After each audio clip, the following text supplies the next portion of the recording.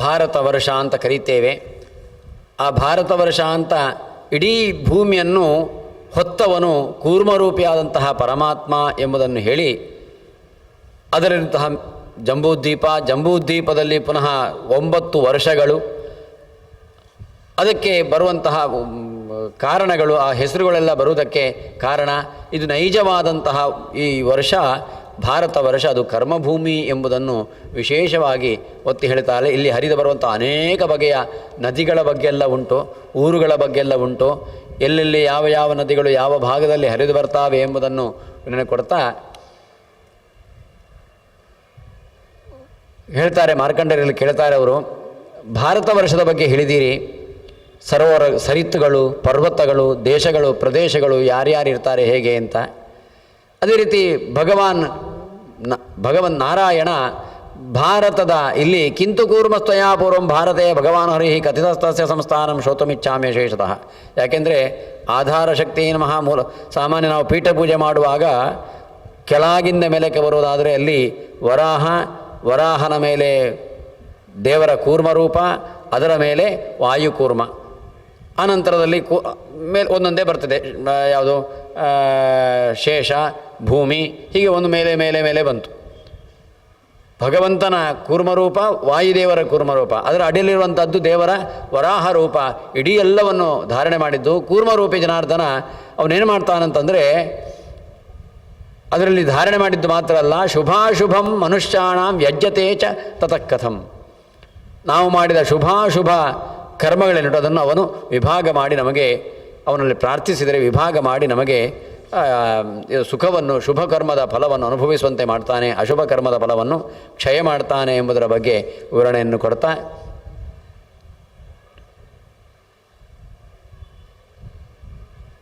ಅವನಲ್ಲಿ ಎಲ್ಲ ದೇವತೆಗಳಿದ್ದಾರೆ, ಎಲ್ಲ ನಕ್ಷತ್ರಗಳುಂಟು, ಏನೇನು ಉಂಟೋ ಅದೆಲ್ಲ ಉಂಟು. ಆದ್ದರಿಂದ ಗ್ರಹ ಪೂಜಾಂಚ ಕುರುವೀತ ಸರ್ವಪೀಡಾಸು ಮಾನಮಃ.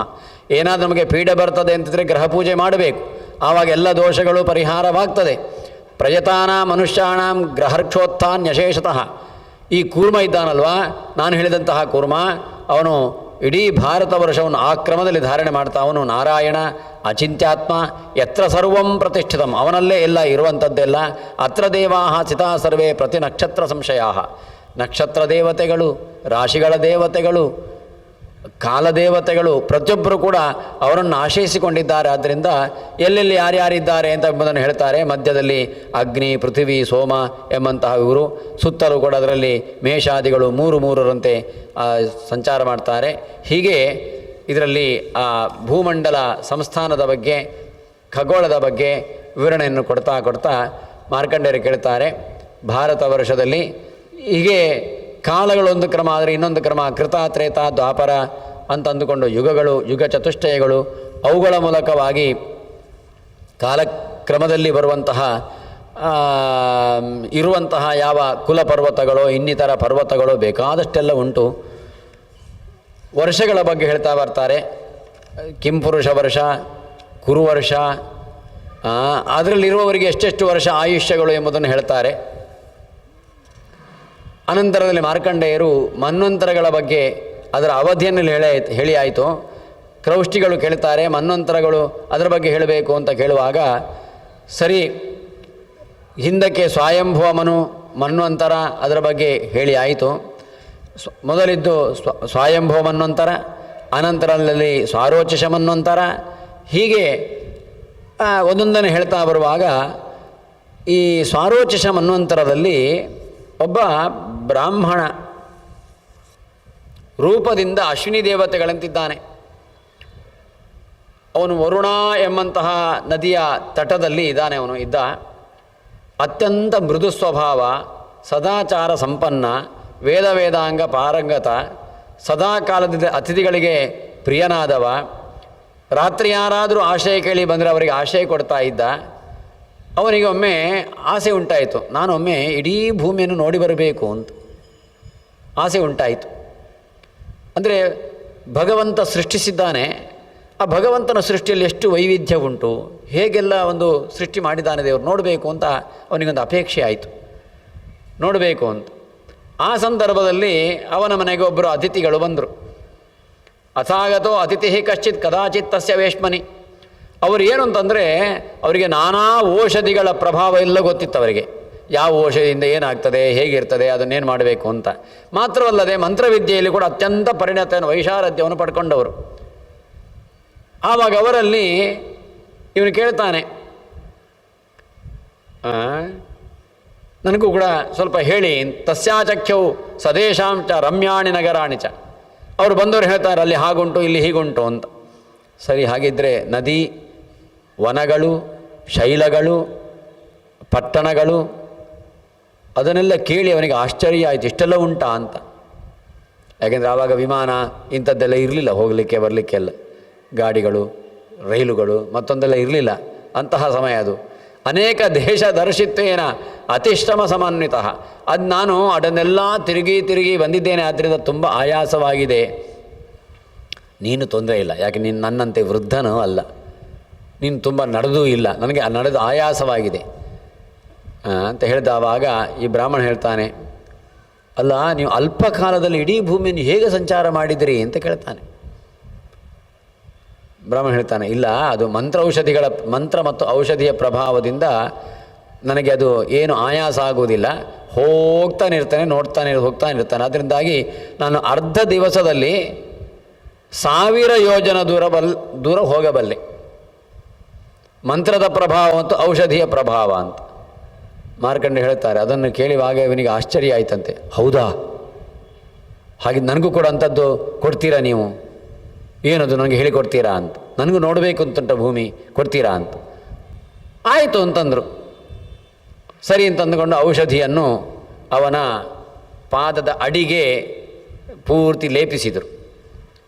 ಇದು ಹಾಕ್ಕೊಂಡ್ರೆ ಸಾಕು, ನಿನಗೆ ಎಲ್ಲಿ ಬೇಕೋ ಅಲ್ಲಿ ಹೋಗ್ಲಿಕ್ಕೆ ಆಗ್ತದೆ ಅಂತ. ನಾವು ಚಪ್ಪಲಿ ಹಾಕ್ಕೊಂಡು ಹೋಗ್ತೇವಲ್ಲ ಹಾಗೆ ಅವರ ಪಾದದ ಅಡಿಗೆ ಆ ಲೇಪವನ್ನು ಹಚ್ಚಿದ್ದಾರೆ, ಔಷಧಿಯ ಲೇಪವನ್ನು ಹಚ್ಚಿದ್ದಾರೆ. ಹಚ್ಚಿ ಅಭಿಮಂತ್ರಣೆ ಮಾಡಿದ್ದಾರೆ. ನಿನಗೆ ಯಾವ ದಿಕ್ಕಿಗೆ ಬೇಕು ಅಂತ ಹೇಳ್ತೀಯೋ ಆ ದಿಕ್ಕಿಗೆ ನೀನೀಗ ಹೋಗ್ಬೋದು ಅಂತ. ಸರಿ ಅಂತ ಪಾದಕ್ಕೆ ಲೇಪಿಸಿಕೊಂಡು ಬ್ರಾಹ್ಮಣ ಅವನಿಗೆ ಹಿಮಾಲಯ ನೋಡಬೇಕು ಅಂತ ಆಸೆ ಆಯಿತು. ಅದಕ್ಕೋಸ್ಕರ ಹಿಮಾಲಯಕ್ಕೆ ಹೋದ.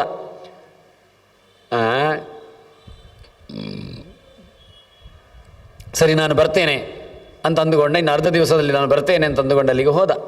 ಸಾಯಂಕಾಲದೊಳಗೆ ಬರ್ತೇನೆ ಅಂತ. ಸಂಪ್ರಾಪ್ತ ಹಿಮವತ್ ಪೃಷ್ಟಂ ನಾತಿಷ್ಠ ಅಂತ ತನುರ್ದ್ವಿಜ. ಅಲ್ಲಿಗೆ ಬಂದವನಿಗೆ ಅವನಿಗೆ ಏನು ಆಯಾಸನೇ ಆಗಲಿಲ್ಲ. ಹೌದು ಅವ್ರು ಹೇಳಿದ್ದು ಹೌದು ಅಂತ ಅನಿಸ್ತವನಿಗೆ ಪಾಪ. ಅಲ್ಲಿ ಸಂಚಾರ ಮಾಡ್ತಾ ಇರುವಾಗ ಅವನ ಪಾದದಲ್ಲಿ ಲೇಪ ಅಂಟಿಸಿಕೊಂಡಿದ್ದಲ್ವಾ, ಅದು ಹಿಮಾಲಯ ಪರ್ವತ ಪೂರ್ತಿ ಎಲ್ಲ ಹಿಮಮಯವಾದದ್ದು. ಇವನು ಕಾಲಿಡುವಾಗ ಹಿಮಗಳು ಕರಗಿ ಇವನ ಕಾಲಡಿಯಲ್ಲಿದ್ದ ಲೇಪಗಳೆಲ್ಲ ಹೊರಟು ಹೋಯಿತು. ಆ ಕಡೆ ಈ ಕಡೆ ಸಂಚಾರ ಮಾಡುವಾಗ ಕಾಲು ತೊಳೆದೆ ಅಂತ ಆಯಿತು ಅವನಿಗೆ, ಪೂರ್ತಿ ಅವನಿಗೆ. ಹಾಗೆಂತ ಅಲ್ಲಿ ಎಲ್ಲ ನೋಡಿದ ಆ ಕಡೆ ದದರ್ಶತಿ ಅತಿ ಮನೋಜ್ಞಾನೇ ಸಾನೋನೇ ಹಿಮಭೂಭೃತಃ ಸಿದ್ಧ ಗಂಧರ್ವ ಜುಷ್ಟಾನಿ ಕಿನ್ನರ ಅಭಿರತಾನಿ. ಅಲ್ಲಿ ಯಾರ್ಯಾರು ಯಾವ ದೇವತೆಗಳು, ಕಿನ್ನರರು, ವಿದ್ಯಾಧರರು, ಯಾರ್ಯಾರದು ಯಾವ್ಯಾವುದು ಉಪವನ ತಪವನ ಎಲ್ಲ ಉಂಟು. ಇದೆಲ್ಲ ನೋಡಿದ. ಎಷ್ಟು ನೋಡಿದ್ರು ಸಾಕಾಯಿತು ಅಂತ ಅನಿಸಲೇ ಇಲ್ಲ ಅವನಿಗೆ, ಸಾಕು ಅಂತ ಅನಿಸಲೇ ಇಲ್ಲ. ಅಷ್ಟೊತ್ತಿಗೆ ಅವನಿಗೆ ಓಹ್ ಸೂರ್ಯಾಸ್ತಮಾನ ಆಗಲಿಕ್ಕೆ ಹತ್ತಿರ ಆಯಿತು, ನಾನು ಹೋಗಬೇಕಲ್ಲಿಗೆ. ಯಾಕೆಂದರೆ ಅವನು ಕರ್ಮಠ, ಶುದ್ಧ ಕರ್ಮಠ. ಅವನು ಹೊತ್ತಿಗೆ ಸರಿಯಾಗಿ ಸಂಧ್ಯಾವಂದನೆ ಆಗಬೇಕು, ಸಾಯಂಕಾಲದ ಆಹುತಿ ಆಗಬೇಕು, ಹೊರಡಬೇಕು ಅಂತ ಯೋಚನೆ ಮಾಡಿಕೊಳ್ಳೋಷ್ಟೊತ್ತಿಗೆ ಅವನು ನೋಡ್ತಾನೆ, ಇನ್ನು ಉಳಿದದ್ದು ನಾಳೆ ನೋಡೋಣ ಅಂತ ಲೆಕ್ಕ ಬಂತು. ನಾಳೆ ಬಂದರೆ ಆಯಿತು, ಇವತ್ತು ಹೋಗಿದ್ರೆ ಆಯಿತು ಅಂತ. ಅಷ್ಟೊತ್ತಿಗೆ ವಿಭ್ರಷ್ಟ ಪಾದಲೇಪೋತ ಚಿರೇಣ ಜಟಿತ ಕ್ರಮ. ಅದು ಆ ಹಿಮಾಲಯದ ಇದರಲ್ಲಿ ನಡೆದು ಅವನಿಗೆ ಪಾದಲ್ಲಿ ಲೇಪಿಸಿಕೊಂಡದ್ದೆಲ್ಲ ಹೋಗಿದೆ. ಅಯ್ಯೋ ದೇವರೇ, ಏನು ಮಾಡಿದೆ ನಾನು, ನನ್ನ ಸ್ವಲ್ಪ ತಲೆಯಲ್ಲಿ ಓಡಿಸಬೇಕಿತ್ತಲ್ಲ. ಕಿಮಿದಂ ಮಯಾ ಅಜ್ಞಾನಾತ್ ಅನುಷ್ಠಿತಂ. ಈಗ ಲೇಪವೇ ಹೋಗಿದೆ, ಹಿಮವಾರಿಯಿಂದ ವಿಲೀನವಾಗಿದೆ. ನಾನು ಇಲ್ಲಿಂದ ಹೋಗುವುದು ಹೇಗೆ, ಇದನ್ನು ದಾಟುವುದು ಹೇಗೆ, ಮನೆಯನ್ನು ಸೇರುವುದು ಹೇಗೆ? ಅಯ್ಯೋ, ನನಗೆ ಮಾಡಬೇಕಾದ ಸಂಧ್ಯಾವಂದನೆ ಅಗ್ನಿಹೋತ್ರ ಎಲ್ಲ ನಿಂತು ಹೋಗ್ತದೆ. ಅವನಿಗೆ ತಲೆ ವಿಷಯದ ಸುರಾಯ್ತು ಅವನಿಗೆ.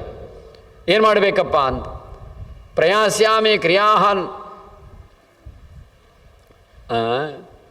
ಅಗ್ನಿ ಶುಶ್ರೂಷಣಾಧಿಕಂ ಕಥಮತ್ರ ಕರಿಷ್ಯಾಮಿ ಸಂಕಟಂ ಮಹದಾಗತಂ. ಏನು ಮಾಡಬೇಕಪ್ಪ, ಮಹಾ ಸಂಕಟ ಬಂತಲ್ಲ ಅಂತ. ನಾನು ಪರ್ವತ ನೋಡಬೇಕು ಅಂತಂದು ಇಲ್ಲಿ ಬಂದು ನಂದು ನಿತ್ಯದ್ದೆಲ್ಲ ಹೋಗ್ತಾ ಸುರಾಯ್ತಲ್ಲ ಅಂತ.